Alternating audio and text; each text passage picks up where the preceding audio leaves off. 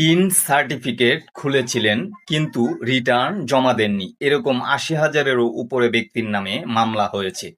এই তালিকায় আপনি আছেন কিনা তা জেনে নিন। কিভাবে জানবেন আপনাদেরকে আমি শিখিয়ে দিব। চলুন ভিডিওটা শুরু করা যাক।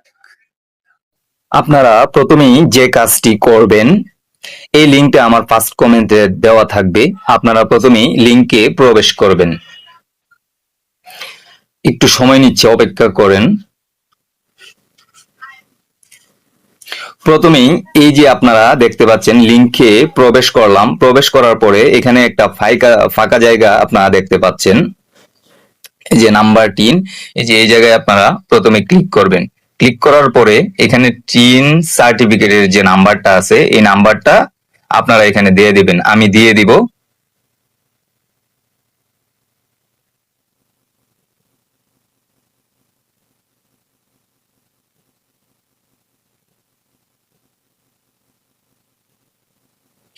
এই যে নাম্বারটা দেওয়া হয়ে গেছে।